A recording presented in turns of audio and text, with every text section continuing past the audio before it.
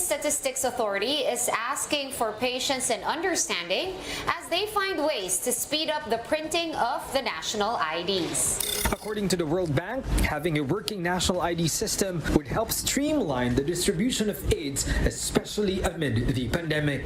BSP's Banknotes and Securities Printing Department explained that the failure to achieve the target production is due to the impact of the pandemic, while the logistics of this year's production and printing have been affected by many factors, including shortage in manpower. The Philippine Statistics Authority reports that their timeline for the release of national ID cards is right on target.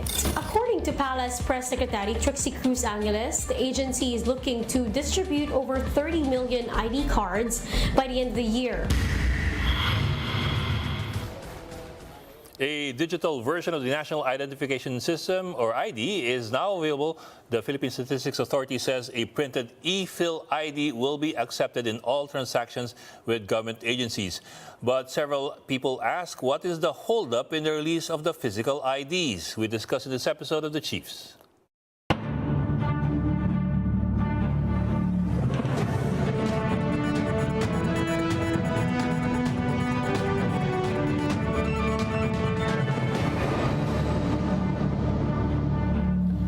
Welcome to this weekend edition of The Chiefs. I'm Ed Lingao. We have online with us Maria Pamintuan of the Philippine Star. Hi, Ami. Magandang gabi.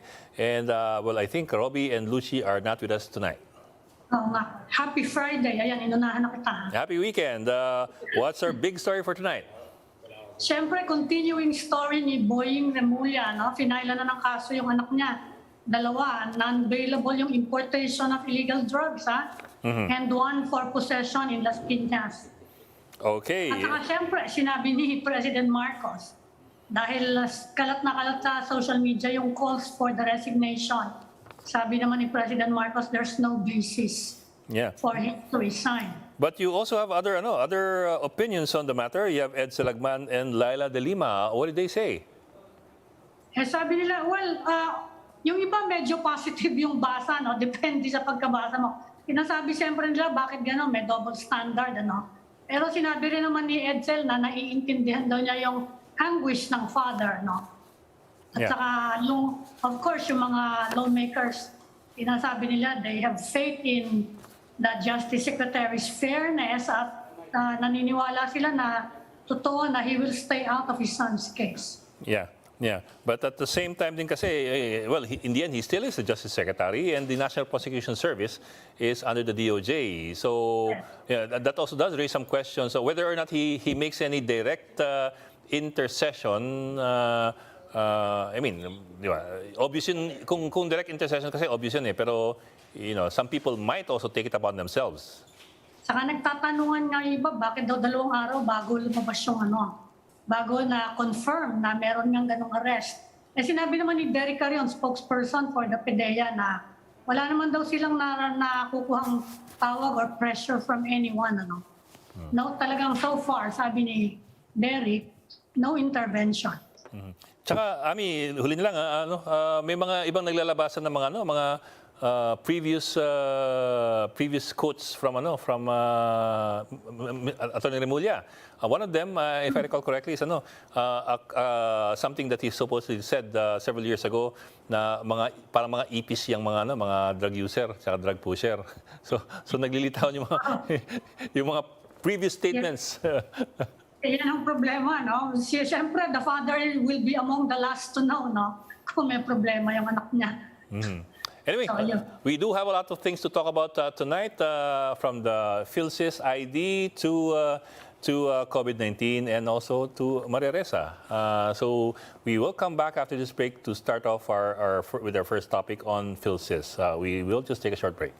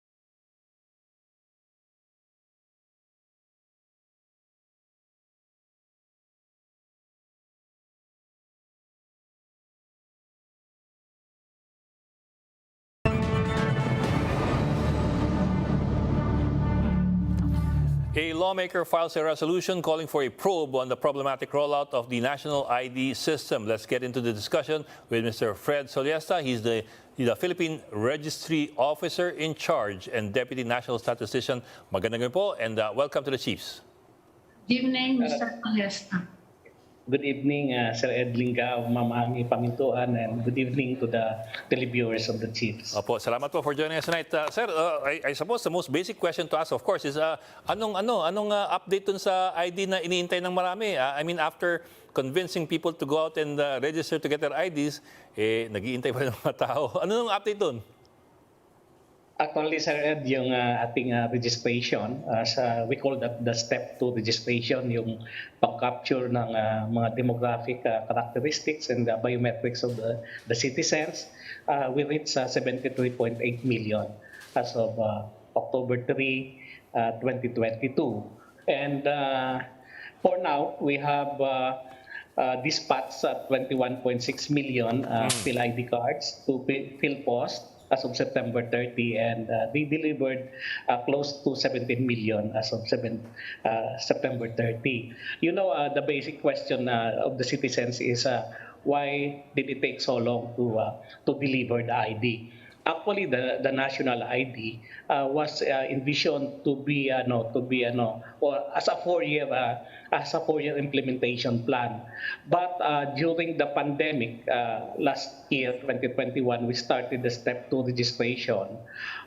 We were able to register in 1 year alone more than 50 million registration, and then 2022, we reached 73.8, as I said earlier, and the capacity of our processing, the system, the back-end side, and including card production, was really planned for the 4-year implementation of the PhilSys. So during the pandemic, sa registration, mas madali kasi yung magdagdag ng people on the ground who would do the registration, because we do not want also na yung registrants ay doon marami sila sa mga centers, and with the COVID-19, it is very risky na people stay long in the center. So nagdagdag kami ng mga personnel, and people were really excited. But as we all know, in the back end side, the system, the card production, yung pag-scale up is not as fast as the step 2 registration, wherein may mga very stringent procurement laws tayo to follow. So hindi niya nasabayan yung bilis ng ating registration sa step 2.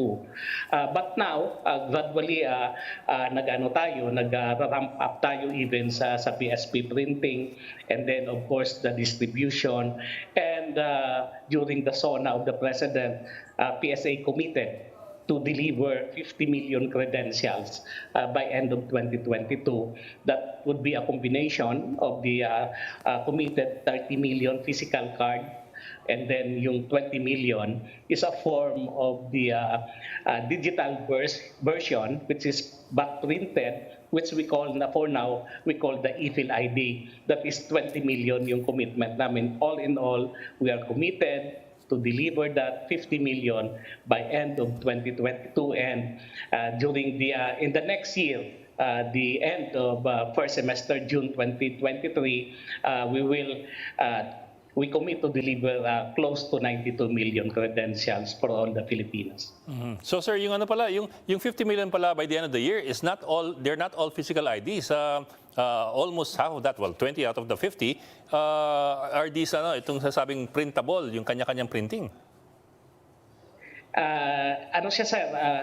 PSA will be the one to print, and then ibigay sa client pag nagpunta siya sa mga centers na designated ng PSA, including pupunta talaga kami sa mga barangays para yung citizens ay hindi siya yung mga malalayong lugar, ay ma-issuehan namin ng ePhilID. For those who will be receiving the ePhilID will still receive their physical card. So ibig sabihin, card, din yan, paper siya, paper form ng ID, which you will be printing. Hindi ba delikado yan, madaling ma-forge? Alam naman dito sa Pilipinas, lahat na-forge. Actually, ma'am, because of technology, we can say na we are very sure that the security feature of the e-Phil ID is as good as the physical card. And even PSA added another layer of security not present in the physical card, which is pag na-scan mo yung QR code ng e-Phil ID, ay may embedded photo ng registrant. So pag inalter mo yan, i-try to fake, hindi mo na mababasa yan. And yung nagmamatch the demographic characteristics ng e-Phil ID sa QR code, nagmamatch din on what is printed in the visible portion of the ID. Plus, of course, yung strength niya talaga is the embedded photo. Pero ibig sabihin niya, mag-i-issue pa rin kayo ng permanent ID. Hindi ba magka-doble-doble yung gastos natin yan kapag ganyan? Yung di gaano sa e-Phil ID, but yung talaga ng government is by ramping up this credential issuance ay ma-improve natin yung mga registry register databases ng ating mga government institutions, ma-eliminate yung duplicates sa kanilang databases o list of beneficiaries, and as a whole mas makakatipid pa rin yung government because it would be efficient and not really na yung iba na double yung pagtanggap nila ng mga benefits. Sir, if I understood you correctly, again, tell me if I got it right. If I understood you correctly, parang 4-year program talaga or 4-year plan talaga yung farming out ng physical IDs. So by saying that, are you therefore saying na we are actually on time with the distribution of the physical IDs, that there is no such thing as a delay in the distribution? Kasi you are, of course, hearing of congressmen who want to have inquiry. May nagtatawag ng inquiry sa Kongreso. Bakit daw nagkakadelay-delay? So ayun po, we're hearing two different things. Of course, yung initial stage ng card production, we started slow. Because hindi pa naman siya na kaagad-agad you will be hitting the target like we target 80,000 cards per day. So yung unang mga paglabas ng cards, siyempre medyo hindi siya umabot ng 80,000, but now we reach na ng mga between 80,000 to 100,000, and then at BSP they will be adding laser printers pa so that we would be stable at 100,000 per day production ng card. So yung lang talaga kung 4-year din yung registration, and then yung implementation ng production ay 4 years pantay sila. We will not be having so much delay as we are having now. Of course, pag register mo, hindi naman kaagad-agad na on the spot mabibigay mo yung ID, because it undergoes the process of may mga deduplication, the issuance of the unique number, which we call PhilSys number, or in generic form unique identification number. So PSN yung sa PhilSys number na unique for each individual. So may talaga may time element yung pag-issue ng ating ID. Pero yung kung 4 years pantay-pantay siya, hindi na yung delay na o yung paghintay ng ating mga mamamayan ay ganito siya katagal. So yun lang talaga, hindi namin sila pwede ma-deny during the registration process, because really they braved the pandemic just to be registered in the PhilSys. Sorry, so ano talaga yung reasonable time? Kasi kapareho ko, nag-register ako with my household members nung pang-lockdowns eh. Hanggang ngayon wala pa ako ng physical ID. How long is the reasonable wait? Yun ang tinatanong ng mga tao eh. Gaano katagal ba kami mag-iintay dyan? Not the temporary ID but the physical card. So if we have 73 million now, and then magpo-produce na kami ng stable na 100,000, and we are even planning na kung ma-ramp up pa namin sa around between 100 to 200,000.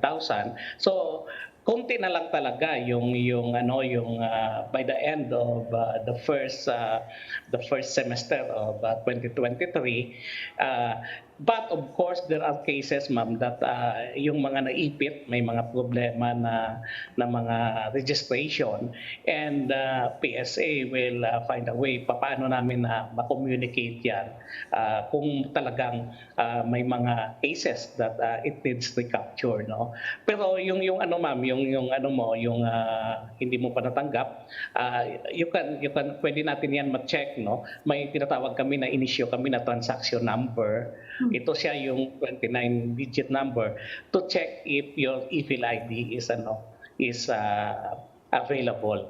So later we will have an appointment system na doon sa appointment system ma-check din ng citizen if yung kaniyang e-fill ID ay available na, or magme-message din yan, your card with is already printed, the physical card, and you will just have to wait for a delivery. So kung magpantay na siya, yung ating registration and almost very close na siya, yung production o yung processing ng card, it will not even take a month for a citizen to receive his ID.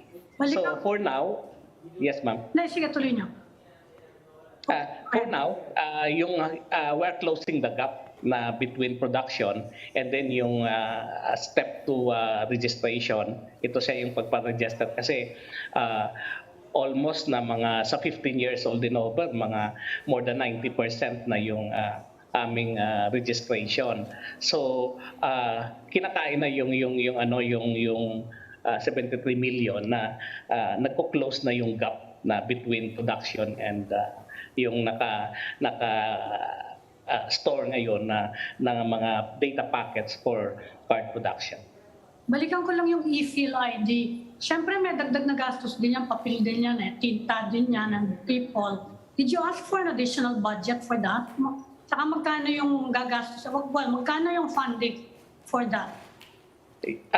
For now, based on the current budget of the PSA, we can manage pa naman without really asking for additional budget for the government. Because we have, parang ni-ride din namin yan sa aming currently na step 2 registration. Nagmo-mobile din kami para maabot yung mga malalayong lugar, people living in GIDA areas. So yung mga madaanan yan, yung plan namin, madaanan namin ang mga barangays na in which nadaanan na sa step 2 registration, marami na na-register. We just reach out to them and verify if the e-fill ID will be available. Sir, a practical question. Well, like it or not, kasi a lot of people who went out to register for their national IDs probably didn't get to keep their transaction slip, so they don't have the transaction number. I mean, I've talked to several people who said, paano yun? Hindi ko na memorize yun, hindi ko na malaman kung saan ko nilagay kasi ilang buwan na yun, kasi nasa nila, i-deliver sa kanila, di ba? I think that was expected, i-deliver sa bahay yung mga national IDs. Paano yun? How will they be able to access yung e-fill IDs? That is a very good question, Sir Ed. No? While we pupunta kami sa kanila to distribute, may mahagip kami dyan, yung mga nawawala na transaction numbers. But we are currently doing ways on how to fetch that TRN, transaction number, para kung mag-check yung citizen na nawala na, we can provide that. Kasi yung ating national ID na naka-anchor to sa pag-develop na privacy by design. So wala ka talagang makikita na pangalan na titingnan mo lang doon sa database. Yeah. Makikita mo yung list. So naka-encrypted siya. So yung lang talaga is the transaction number in which pag print natin ng ID sa physical card, ay hindi mo nga makikita yung mga makokontrol na sino yung palabasin mo na pangalan. Generally, it follows na mga first in, first out na policy, but yung iba nagtatanong, bakit sabi niya na yung kakilala ko mas nauna pa ako nag-register, ay nauna pa yung kaniyang ID. Of course, yung explanation ko kanina na there are times na yung sa processing, kasi may mga deduplication, yung iba it needs longer to really tag as a unique registration.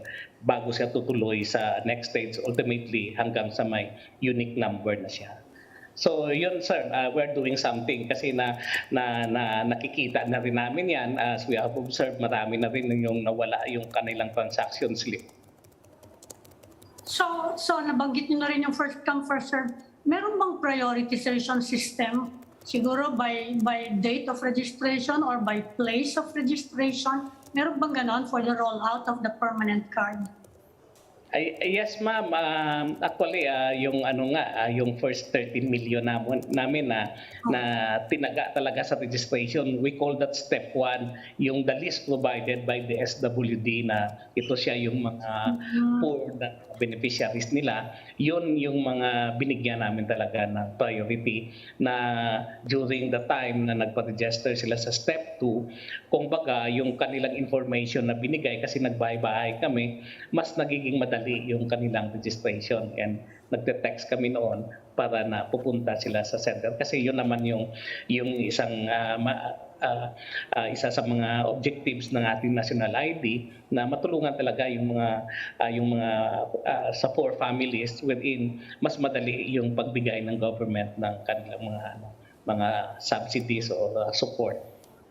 Okay. Merong related issue ngayon na pinag-uusapan, yung SIM card registration. Yung telecommunications company, sabi nila kung maaari, i-delay muna daw yung implementation hanggat hindi natatapos yung national ID rollout. Gusto nilang full national ID rollout. Pinag-uusapan niyo ba ito with the people in charge of SIM card? And what can you say about that, yung hinihingi ng mga telcos? It depends on the on the implementing agency kung the ICT yan, but of course ito yung kasabi ko, we have now distributed or produced 21 million and then by end of 2022 yung combination ng dalawang form ng ID will reach 50 million. Of course, kung gagamitin yan, 50 million is 50 million, malaking size yan, to help really in identifying the identity of the one registering his SIM card. So I think even you didn't need really to complete the entire na lahat na may ID to start with. Yung importante na if you have a sizable number, you can already use that. Okay, maraming salamat Mr. Fred Sollesta, ang Philippine Registry Officer at Deputy National Statistician. Thank you for joining us tonight. Thank you. Thank you, sir. Yes, ma'am. Ingat, sir. Thank you. And health experts are now monitoring a new Omicron variant. What do we know so far about the COVID-19 XBB strain? Let's ask OCTA Research Fellow Dr. Guido David. Sir, magandang gabi and welcome back to the Chiefs. Good evening. Hi, good evening, Ed and Ami, the Chiefs. Yes, sir. XBB naman ngayon, parang boy band na. Galing sa, parang K-pop boy band eh. Hindi matapos-tapos. Oh. Well, what do we know about it? Tell us about it. Yeah, actually, sa letters nga, ang layo na eh. Nasa XBB na. They're monitoring about 5 convergent evolutions. Ang sinasabi nila, para magkakaibang sublineage, but they're convergent in the sense na para medyo nagiging similar yung mga mutations nila kahit na galing sila sa iba-ibang sublineage. Kumbaga sa tao, parang hindi kayo magkakamag-anak pero nagiging magkakamukha kayo for some reason. So, so one is the XBB which is spreading in Singapore. There are some like yung BQ and meron yung BA2.75.2, yung offshoot ng Centaurus dati. So, they're causing an increase in infections yung sa Singapore. We're also seeing an increase in infections sa Austria. In fact, what they're saying is that sa Austria, the rate of increase of hospitalizations, not cases, yung hospitalizations dito sa BQ is faster than compared to sa Delta daw. I mean, of course, this can change, pero that's what they're initially seeing. So there's some concern kasi kampante tayo because hospitals that haven't been full sa Philippines since the Delta. So this year, hindi naman napuno yung hospitals. But if hospitals start to get full with these new subvariants, it could be a concern. Pero ano ba talaga situation ngayon? Nagkakalat pa rin ba? Bumababa ba yung infection? Kasi in a few weeks, full face-to-face classes na. And shortly before that, yung undas, bubuksan na daw yung mga cemetery, even to children. So ano ba situation at this point? Well, with the mobility, Ami, nag-decrease naman sa NCR yung cases and yung positivity rate, but it's starting to increase in other areas naman. So hindi tulad dati na parang sabay-sabay na nag-decrease lahat. So ngayon we're still seeing a resurgence in, or at least an uptick in some other provinces. Kasama dito yung mga South Cotabato. I think we're seeing high positivity rates sa Camarines Sur, sa Tarlac, etc. So it's going to be like this for a while, na parang roller coaster, na we're going to see up, down, up, down. Kasi during the time of Delta, after the wave, nag-subside ng cases, and we were down to about a few hundred cases na lang last year. I don't think that will happen anymore. Kasi bakit? What scientists found sa data is that yung Omicron, it has the ability to reinfect and reinfect. Yes. So, kunyari, I'll give an example. Dati, yung Delta variant, if you get infected, you're immune na. You have immunity against the Delta, against the Alpha, Beta, ganon. With the Omicron, when you have a new subvariant, pwede ka na naman ma-reinfect. So you can, and with all these new subvariants that we're seeing, people can get reinfected over and over again. And that's why siguro, yung cases natin, hindi siya bumababa to very low levels. They just reach baseline numbers, and then we're seeing up and down cases, or number of cases. Sir, it almost seems like we've been talking about the possibility of endemicity for forever. Well, actually, it's been only this year. Pero parating lumilitaw yung issue na malapit na sa endemic stage. And we've been hearing for 3 quarters already. More recently, I think it was Ranjit Rye who said na mukhang malapit na naman tayo. I don't know, from the numbers you're looking at, are we really getting close to really getting close to endemicity? Or is it just is it still far off in the horizon? Well, we were even talking about it last year after the Delta. Parang, tapos na yung Delta, baka tuloy-tuloy na. We have a lot of vaccinations during that time. So parang we thought, kakayanin na, we have sufficient wall of immunity. The problem is when Omicron came, sure, yung hospitalizations hindi gano'ng kataas. We have sufficient wall of immunity. So this year, I think it was more of yung acceptance na Filipinos feel na, okay, we think we can live with the virus. Hindi na tayo nagla-lockdown, hindi na naghihigpit. So not as much yung endemicity, but more of yung acceptance that mild na naman yung Omicron, we can handle this. But that can still change, Ed and Ami, kasi yun nga, with these new subvariants, mataas daw yung immune evasion nitong mga bagong subvariants. And based on what I'm looking at sa other countries, in fact, I will say na itong mga countries where they're being hit by these new subvariants, inalis na nila yung mask mandate, but now they're considering bringing back the mask mandate. So it must be bad, or at least they think it could be bad, if they're considering bringing back the mask mandate, kasi they're ready to, parang sa kanila, endemic na. Ngayon, ibabalik na yung mask mandate. What does that mean? I mean, in terms of endemicity, diba? These are some things we should think about. Pero sir, can you answer that question? Can you answer that question? What does that mean nga? Mukha ba talagang imposible? Paano tayo? Well, wala namang imposible, Ed. I mean, you're throwing back the question to me. So, but if I were to give my opinion, it looks like, there will be challenges. And even if kunyari ngayon, there's no record yet that we have these new subvariants. So even if sabihin natin, okay, endemic now, no more state of calamity, we can relax the mask mandate. Pag nagdagsaan itong bagong subvariant and hospitals start rising, there will need to be changes kasi we can't just sit still, diba? I mean, if it's going to be like nung January and hindi naman napuno yung hospitals, then sure, maybe we can manage it. Pero what if it's like, and I'm just saying this like hypothetical, what if it's like nung Delta na punuan yung hospitals? And especially now that we have fewer healthcare workers because marami nagsi-migrate or nagsi-alis and naging OFW. So what are we going to do? What's the action plan for that? And I don't think we're going to lock down because we're at this point now. We should be able to manage it. But increasing hospitalizations, that would, even the DOH, I think, would say, let's do something if hospitalizations are increasing to high levels. Well, should we speed up the procurement of the bivalent vaccines, yung Omicron specific? Ano ba yung hindi na kasi namin masyado minomonitor yan? Ano na ba experience in the other countries where they have those vaccines? Well, yung preliminary data, AMI says na the bivalent is the one that's the most effective against these new subvariants. Kasi yung old vaccines natin, syempre they're old, they're dated. And then yung previous infection, yun nga, yung mga ibang kababayan natin, kampante sila. Okay, I was infected with Omicron, baka okay na ako, hindi na ako may re-infect, but it looks like there's a high possibility or high likelihood of reinfection. Ang best protection though is the bivalent.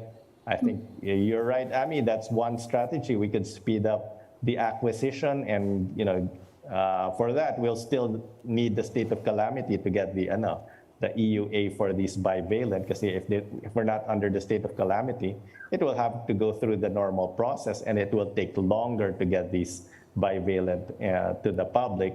Also, syempre, pag wala ng state of calamity, these bivalents will have to be purchased by the public. They won't be free anymore. Kumusta yung data gathering nyo? Kapag ganito na katakot-takot ng variant or subvariant of the variant, nalilito na nga kami, nawala na kami doon sa alphabet.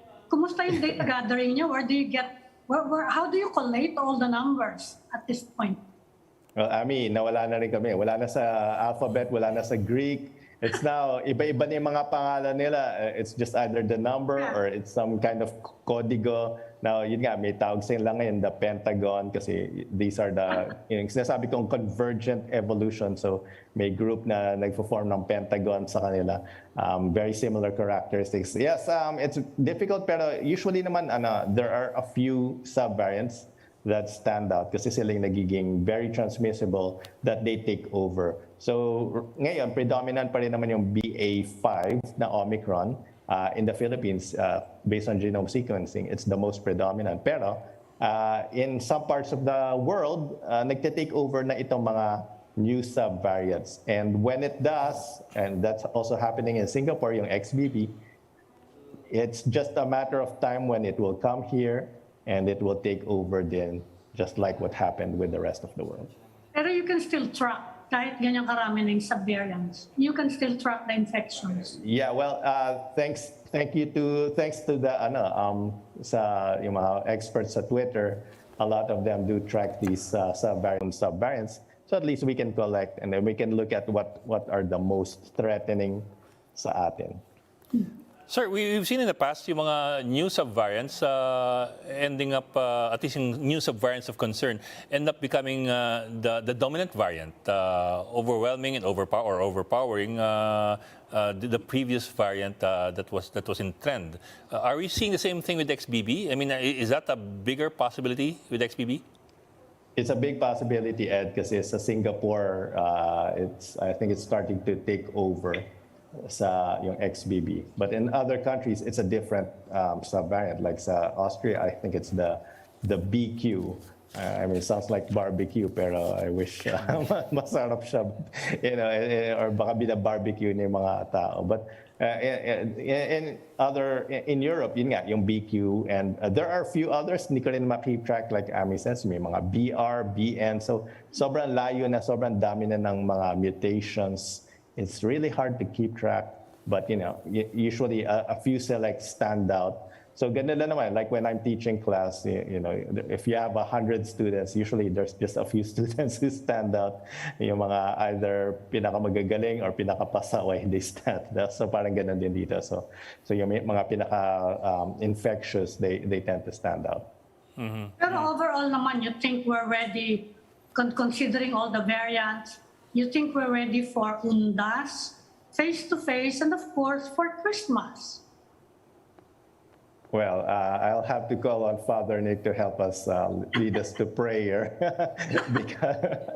because I mean, you know, we have to accept that, and we have to accept that this is the virus is going to be part of us naman talaga. So you know, we have to live with it, and you know, we can't be forever hiding from the virus. Pero at the same time, you know, we still have to inform the public. So far ngayon, we don't have any data na nakapasok na yung bagong sub-variants, but I think it's just a matter of time. Maybe it's just in time for Christmas na naman. It will affect our holidays when people are partying. I mean, I don't know if we can really prevent it from entering. It's so infectious na it's likely to just enter the country at some point. And then, yun nga, hopefully, we'll still have time to warn the public at least na, oh, andito na yung mga XBB or BQ, and we have to be vigilant about health protocols again. Okay, OCTA Research Fellow Dr. Ranjit, Dr. Guido David, thank you for joining us tonight. And sir, ingat po parate. Thank you, Thank you, Professor. ingat din. Thank you, sir. We are starting up another conversation right after this break, so please stay with us.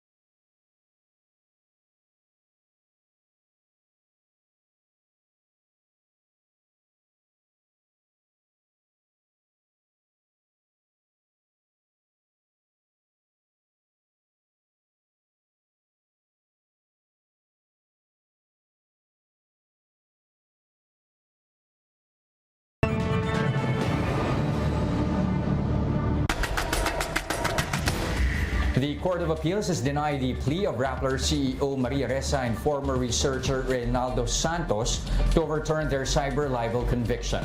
In a statement, Ressa said she is disappointed but not surprised over the decision. The camp of Ressa and Santos will be elevating the case to the Supreme Court. The legal battle of Rappler CEO Maria Ressa and former researcher Reynaldo Santos continues after the Court of Appeals junked their motion for reconsideration over a cyber libel case. What is the next legal option? We asked Rappler CEO Maria Ressa herself, and she joins us now via Zoom. Hi Maria, magandang gabi, and welcome back to Chiefs. Hi, Maria. Thanks for having me. Hello, Abby. Hi, Ed. Hello, It's hello. good to be back. Good evening. Hello. Well, Maria, of course, we're here to talk about the CA decision on your MR, and as expected, you said that you are going to go up to the Supreme Court. But we also know that the Supreme Court does not it's not a trier of facts. They do try arguments. So what kind of an argument are you planning to put forward with the Supreme Court that would change or that would make a difference versus the arguments seen or not seen by the Court of Appeals?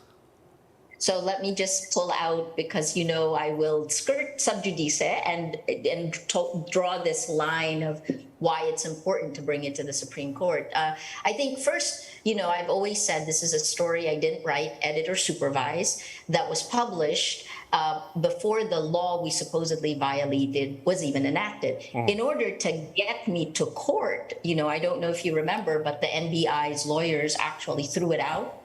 And then like a week later, it was revived, and then we went through, and I don't think we ever won any phase of this, right? So the way I think about this now is it's almost like, I think it's more the government has to prove that we are, the question I have in my head, let me put it this way, because that's the better way, is, are we living in the matrix, or is there rule of law? Because the reason why this should go to the Supreme Court in the end is it constitutional? I've always talked about legal acrobatics. I mean, I've been a journalist for 36 years, and all of a sudden in 2018, there are 14 charges and investigations, all meant to essentially kill Rappler, right? And if all things had gone, if we had not reacted, because, when you're challenged, you just rise to meet it. If we hadn't, we should have closed down by 2018. And we can talk,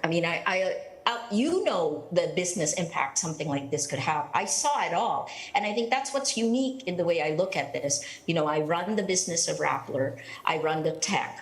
I also am a journalist that is the target of attack. And when you're the target of attack, you see everything, both online and in the real world. So what we saw is these exponential online disinformation campaigns were followed, like in many other countries around the world, top down by the same lies from authorities. And then within a week of President Duterte saying that Rappler is foreign-owned erroneously in his State of the Nation address in 2017, we got our first subpoena. And then that was followed by 14 investigations. There were at some point 12 cases that I had to go to. There was a point when I was spending more time with lawyers than I was spending with Rapplers. And then slowly in 2019, I had 10 arrest warrants that were issued against me. I've done nothing wrong but be a journalist, but I suppose, that's dangerous. But Maria, but all of you guys should answer that too. Yeah, but Maria, it's good that you gave us a big picture of things. But in the end, the Supreme Court, in looking when it does look into this particular case, will not be looking at the big picture per se. It will be looking at this particular case, the cyber libel case. So I know you do want to skirt the problem of sub judice, but is there any way you can answer, you can respond to the question as to how exactly you intend to convince the Supreme Court? Well, simply, so this is something that you will see once we file it, but this is a constitutional issue. It's a constitutional issue, right? Can you actually, period of prescription, is it 1 year, 15 years, 12 years? I mean, how many times do we change the period of prescription for libel, which, by the international law actually has a low. Part of the reason that the Philippines, before this instance, used 1 year is because this is a speech issue. It's a free speech issue. People say it, people write it, and the turnover is high. So I also think this will have massive implications for everyone who writes. And that includes your social media feeds, that includes journalists. We also have precedents that's been set, and the most recent ones are there, but I don't want to speak like my lawyer because that will certainly be there. But I will say the legal acrobatics to get us to this point demands justice from the Supreme Court, and we will go to the Supreme Court. Maria, we actually expected everything that happened to you legally in the previous administration, right?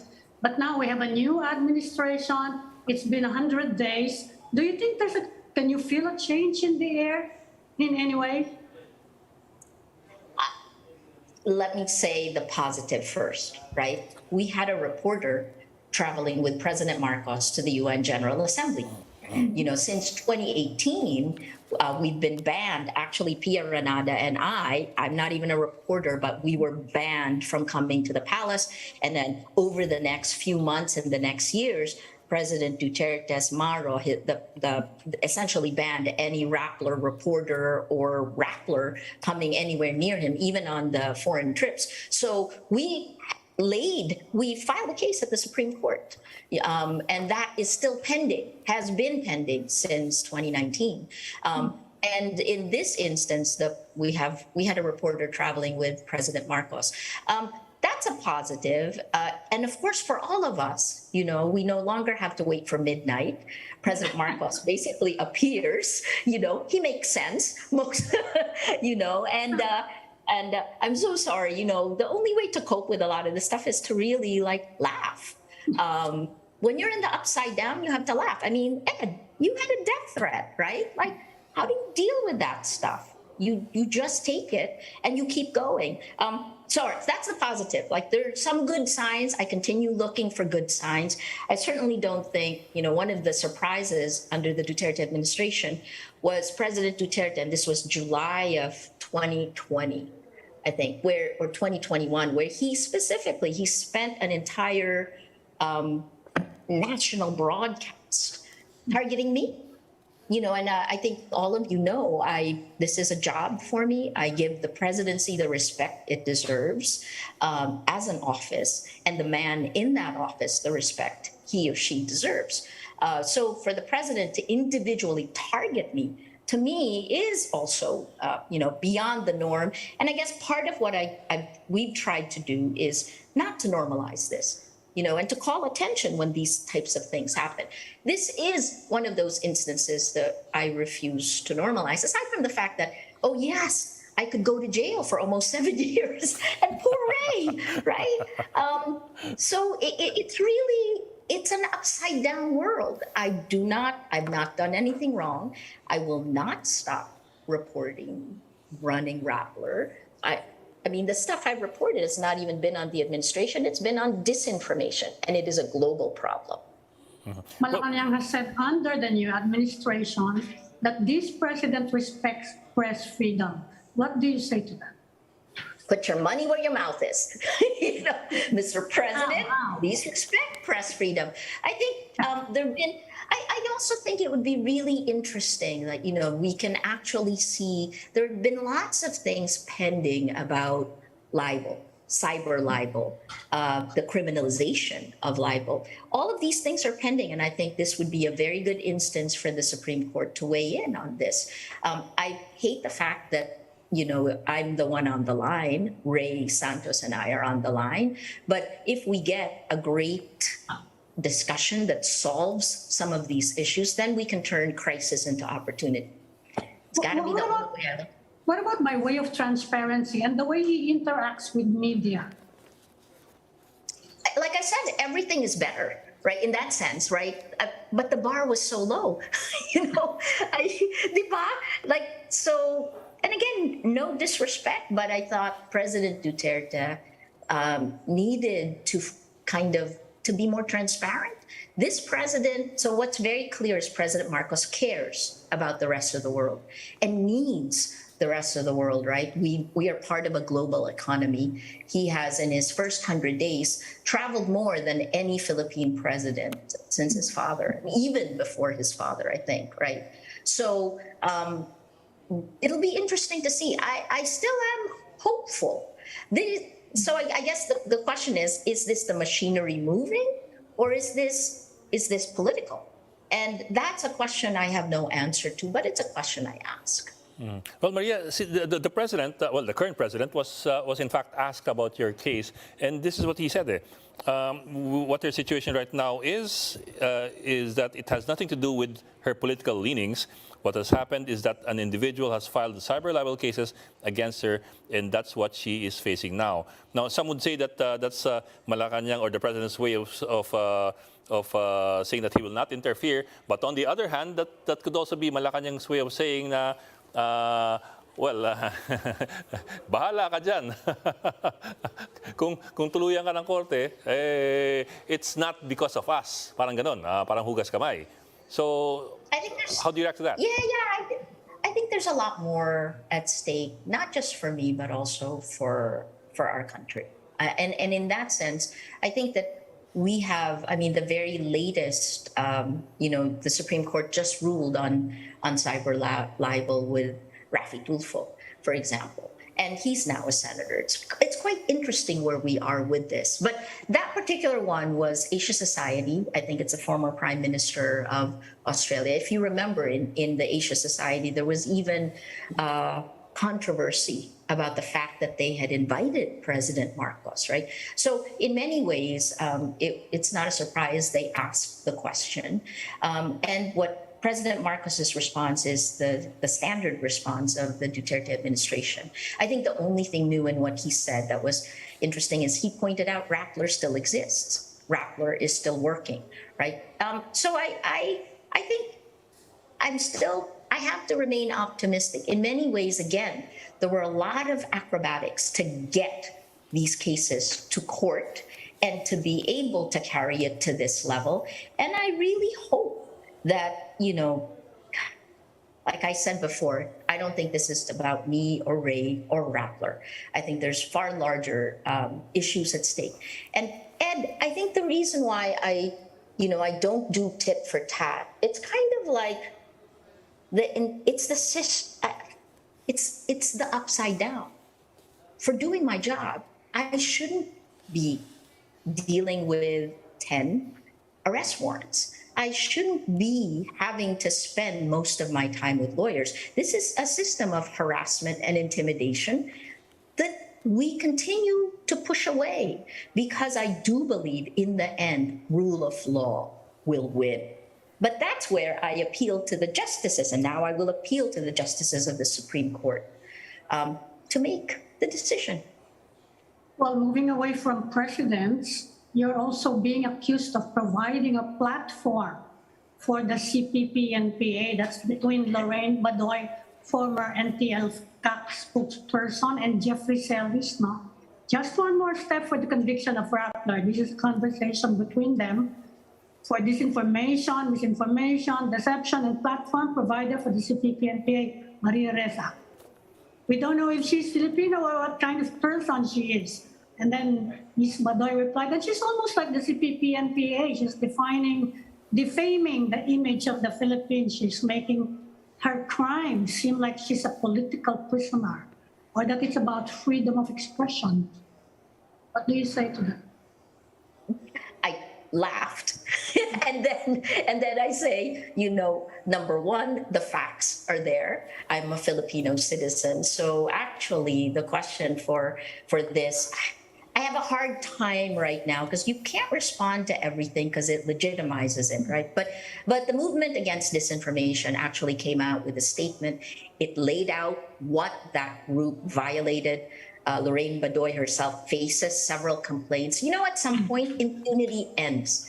And I guess this is where I look forward to, we're not alone with the impact of disinformation, but take a look at what just happened in the United States where Alex Jones, who had repeatedly pushed out disinformation, now has to pay almost $1 billion to the family of Sandy Hook, right? So InfoWars, which is Alex Jones' group, it does these things. And again, for whatever reason they do it, whether it is political propaganda, whether it's power or money, either way, the world will turn right side up and we will have justice.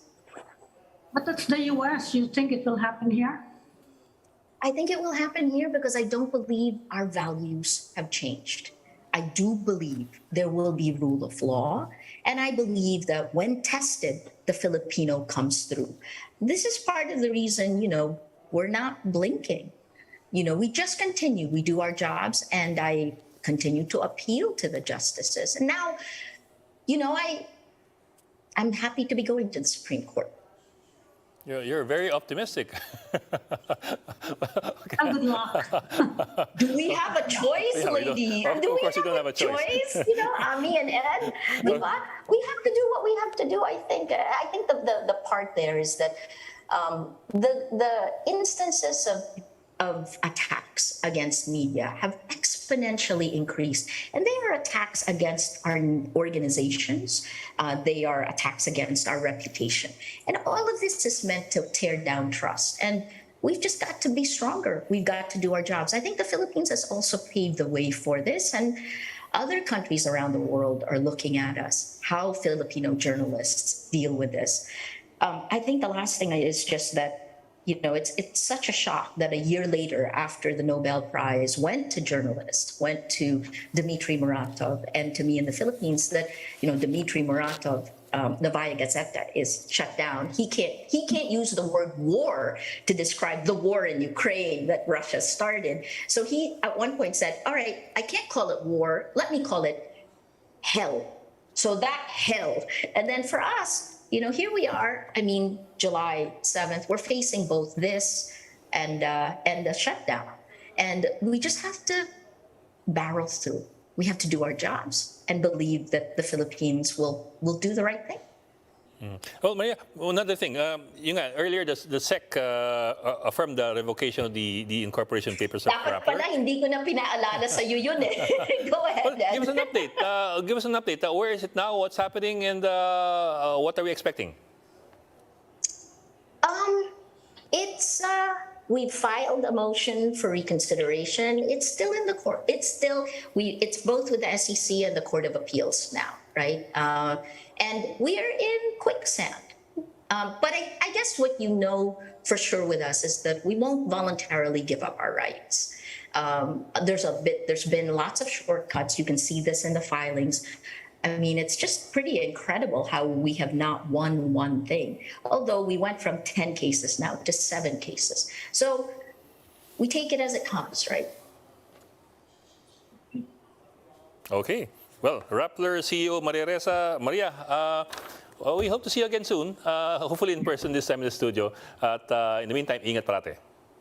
Thanks, Maraming Monica. salamat. Maraming salamat sa inyong dalawa. Thank you. Okay, ingat. And that's it for the Chiefs this week. We hope what is discussed here will keep the conversation going. I'm Ed Lingao. I'm Pamintuan of the Philippine Star. We are One News, all sides, all the time.